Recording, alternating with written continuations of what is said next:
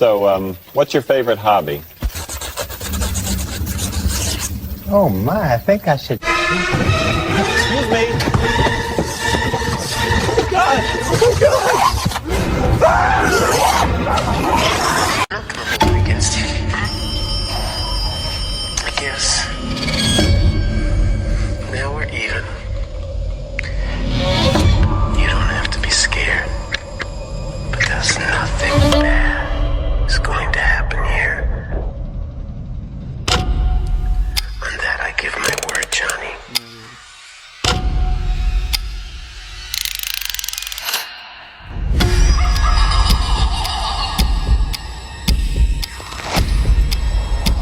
I got a balloon for you.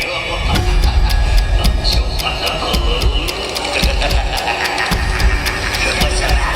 What balloon?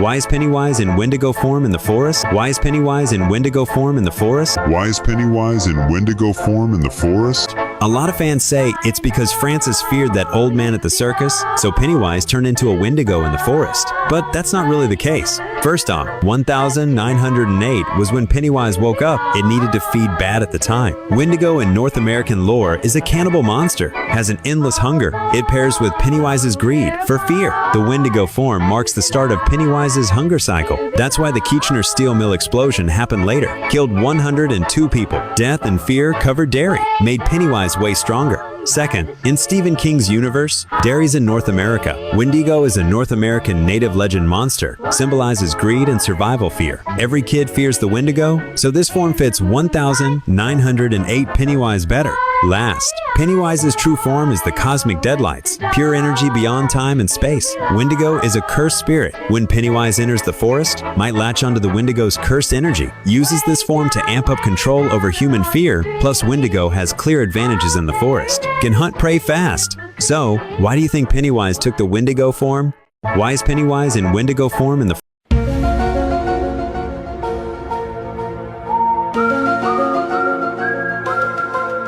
Do you know that the clown is actually a Wendigo? This is why it initially appeared in the form of a moose. The Wendigo is a figure from the ancient legends of the Algonquian Native Americans. The traditional Wendigo is described as a tall, emaciated giant. Its skin stretches tight like leather over bone. It has a sallow complexion. Its eyes are deeply sunken and emit a sickly glow. Sometimes it is described as having deer antlers or glowing eyes when chasing the female leader. It stopped using settler or moose forms. Instead, its limbs began to transform and elongate. It became a skeletal, monstrous old man. This was confirmed by the old man. In the previous episode, The Monster in the Forest, the old man also used this Wendigo form when appearing as the clown. Its eyes often emit an orange light. This matches the Wendigo's glowing eyes, setting in legend. When a person faces extreme hunger and eats human flesh to survive, they become possessed or transformed by the Wendigo spirit. This fits with its ability to assume victims' forms after killing them. Since this myth is widely known among the Ojibwe people, and Tarnell is of Native American descent, the ancient tribe he described as the early Ojibwe. In its original cultural context, the Wendigo is not just a monster, but an evil spirit or curse linked to hunger, greed, and cannibalism. This has been reflected in works like Supernatural and Until Dawn. Perhaps Stephen King's creation also referenced the Wendigo's evil image. Do you know that the clown is actually a Wendigo? The version of Pennywise the native people had to fight might have been the most diabolical and demonic version of Pennywise we've ever seen. Bro not only took the form of a Wendigo, but also took the form of a skinwalker, knowing what their biggest fears were. He also flies around as a giant firebird, unaliving people all around. And I'm gonna be honest, the saddest part is the fact that they thought they could capture him. They thought they could catch him. And unfortunately, they didn't. And this version of Pennywise is by far the scariest one we've ever seen. Bro is straight out of a nightmare. I also think there might be a possibility that in the later seasons of Welcome to Derry, we see this exact fight all the way through. Hear me out. If we're getting an origin story on Pennywise, why not show us the first fight he ever had with the Losers Club? The first ever Losers Club. I think that is a massive possibility in one of the seasons of Welcome to Derry. Obviously, I'm just speculating though. And honestly, it would make a lot of sense. Because in Welcome to Derry, he's not only unaliving kids, he's going after grown adults. Grown adults aren't afraid of clowns, except me. So using that form of him being Pennywise would kind of be deemed useless. On top of them coming out a couple weeks ago saying that we won't see it be Pennywise much in this series. He'll show up at parts, but that's not going to be the main form he's taken. Because as we all know, he is a shape-shifting entity, which can turn and will turn into your biggest fear. The version of... Oh, for Christ's sake! Hey, you shut the fuck up! Why don't you come down and make me tough guy? Yeah, why don't you come up here and make me come down here, tough guy? I am gonna come up there, and I'm gonna kick your fucking ass! Yeah, why don't you try it, asshole? Get your ass up here and kick my ass! Hands up! Stop in Derry afraid of the white missionary because there was real trauma behind it.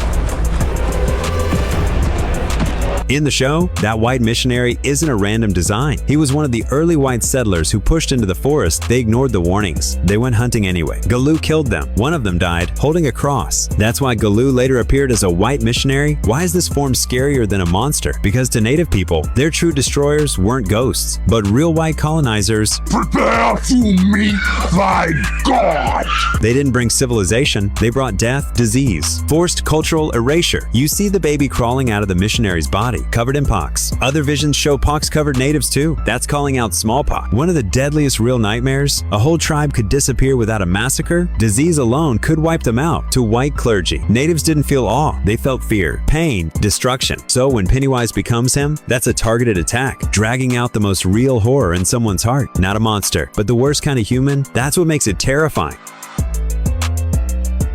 Why were the native people in Derry afraid of the white missionary? Because there was real trauma behind it. Did anyone else notice in The Black Phone how similar this movie is to It? In both The Black Phone and It, a villain goes after young kids, often trying to get them to approach them with promises of something fun or magic tricks. Both Pennywise and the Grabber have iconic costumes, and while the Grabber uses black balloons, Pennywise uses red balloons. The character Gwen in this scene right here is seen wearing a yellow raincoat just like Georgie in It, and something that is funny is that the Grabber's brother is played by James Ransom, who played the older Eddie Kasperick in the second It movie. Now, you may be wondering why these movies would be a little bit similar, and it turns out that the Black Phone short story was actually written by Joe Hill, who is the son of Stephen King, who wrote It. In this short story, the Grabber was originally a clown as well, but in the post-It world, author Joe Hill knew that if it was ever made into the movie, he could not be a clown because it was too similar to his father. So they decided to make him into a magician to change the character around a lot, but there are a lot of similarities between Pennywise and the Grabber. Still, I love both movies. I do like Pennywise the Clown and It a little bit more than the... Does anybody else think it's crazy that Pennywise drastically changed the story of the original Black Phone? Because now it's become more important than ever with this new movie and TV show about to release. Yeah, if you somehow didn't already know, 2021's The Black Phone was actually adapted from a 2004 short story by Joe Hill, the son of none other than Stephen King. And it didn't originally include the now famous character, the Grabber. Instead, it was a clown inspired by serial killer John Wayne Gacy. But when the film officially began production, the author became extremely worried that the two recent It films had oversaturated audiences with this specific type of villain. And that's when he asked for a drastic change to be made to his own story. He approached the director Scott Derrickson with the thought of 1930s and 1940s magicians drastically changing their looks in between magic tricks. And the filmmaker eventually spun this idea into the different variations of the Grabber that we see in the film, the ones that he used for his ritual. Which, in my opinion, is even more terrifying than a clown because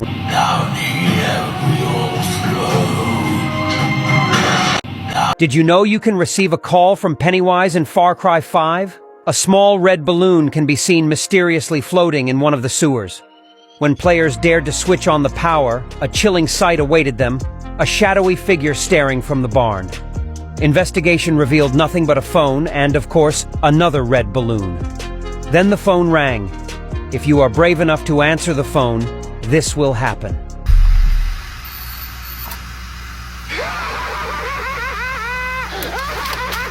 Did you know the Grabber in The Black Phone was originally written as a clown? He was directly inspired by real-life serial killer John Wayne Gacy, the so-called killer clown who performed at children's parties while hiding horrifying crimes. In Joe Hill's original short story, the killer wore makeup, but Hill himself said after his dad, Stephen King, gave us Pennywise, "You can't have another child-snatching clown." So for the movie, they changed the Grabber into a magician instead, a performer who hides horror behind illusion. Early versions of the script even had him wearing leather masks with a smile or a frown. But director Scott Derrickson realized the mask could become the face of the entire movie. He worked for months perfecting it with legendary effects artist Tom Savini, creating modular pieces that could change expression mid-scene. Sometimes the Grabber smiles, sometimes he frowns, and sometimes he's both. That shifting mask turned a simple villain into a horror icon, and proved the scariest monsters are the ones that hide behind the mask. Did you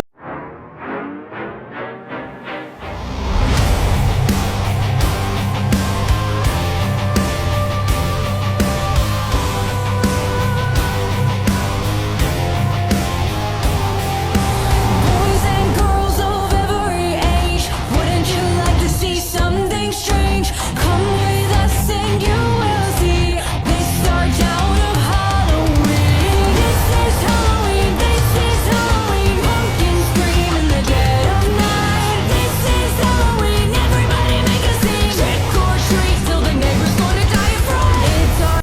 Did you know there's a phone number that was never supposed to exist? In 1984, a group of New Jersey teens found something terrifying in a paranormal magazine. A ritual. Dial 9999999 at exactly midnight, and you could speak to the dead. They did it. A voice whispered back, saying each of their names, one by one. Then the line went dead. That same night, one of the boys vanished while walking home. He was never found. The number was disconnected. But years later, people still report calling it. They hear a child's voice saying, "He's not done talking." When police investigated the original call, they discovered the number had no owner. It never existed in the phone system. So, who or what answered? Follow for more. Did you know that in 1878, a man actually became a cannibalistic monster and was legally executed for it? Swift Runner was a Cree tribesman living in the brutal Canadian wilderness when winter struck with deadly force. Temperatures dropped to 40 degrees below zero. No game animals could be found for months. His family was slowly starving to death in their isolated camp, begging him for food that didn't exist. Hunger drove him completely insane. One night he killed and ate his own wife. The taste triggered something horrifying inside him. He couldn't stop. According to tribal witnesses, his body began changing. He grew to 15 feet tall with yellowed fangs and an ice-cold heart. One by one, his children disappeared. The community lived in absolute terror. When authorities finally captured him, Swift Runner confessed everything in gruesome detail. He described how his family begged for mercy as he devoured them alive. In 1879, he became the first person executed in Canada for Wendigo transformation. His case proved that some monsters are terrifyingly real. Did you know that in 1878, a man actually... What's up, y'all? Let me hit y'all with a quick one right quick. Now, Josh Brolin played in Weapons, right? What was Weapons about? Kids going missing. Right, we talked about Wendy, Gladys, the Wendigo, kids missing, Roblox, all that. The Roblox Wendigo game with the kids missing. Now, this is the connection with Josh Brolin, right?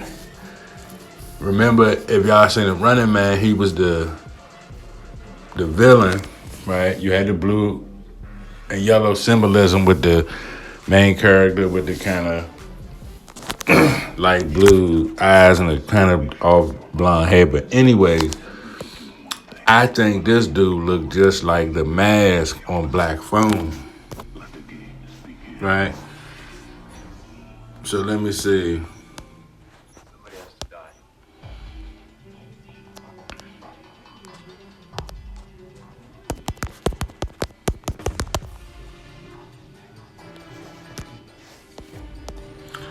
Right, this is him and his other shit, but I swear he looked like the mask on Black Phone.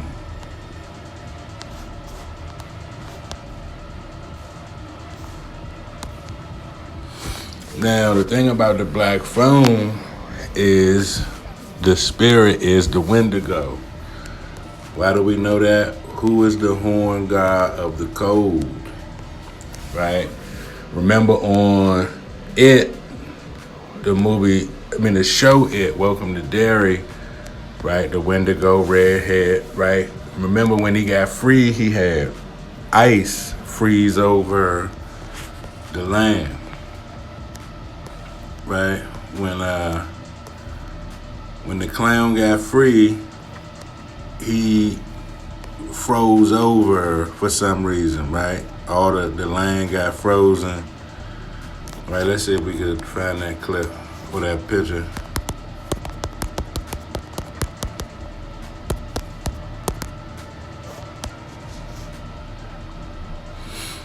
Right, remember at the end they was out there in the snow and the ice, right? And notice the It had the half a mask, like in Black Phone 2, he had the half a mask, right? You see that? Let's go back. But yeah, this a little quick example with a half mask. The same way in It, he had the half mask, right? To show you some quick little examples, right? But yeah, man, it is what it is. Make sure you hit that subscribe button. Well, hello there, neighbor. I wasn't expecting a visitor this evening. I heard you keep the doors open to anyone. Thought I'd float by. You're welcome to come in if you'd like. The version of Pennywise the native people had to fight might have been the most diabolical and demonic version of Pennywise we've ever seen. Bro not only took the form of a Wendigo, but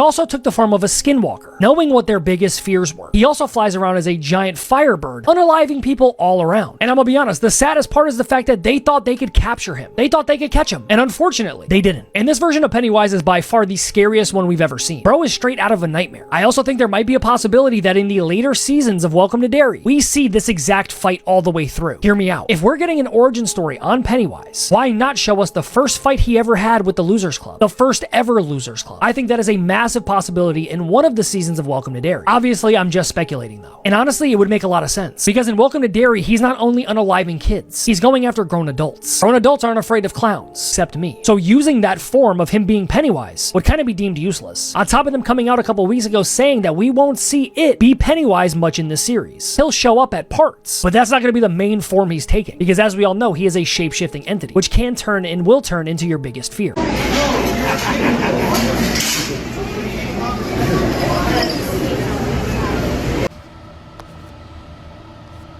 he had the half a mask with the blood, right? You see the half mask.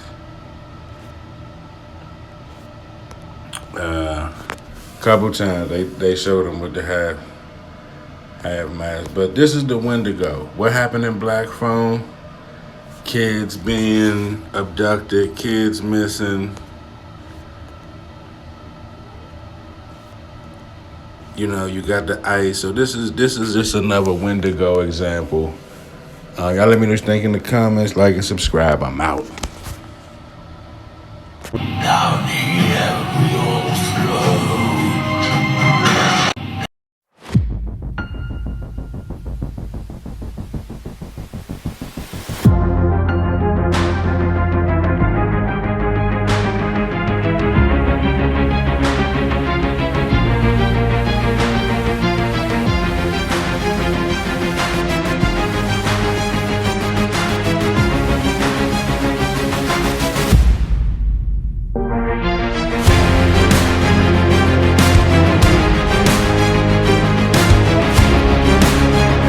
Please like and subscribe.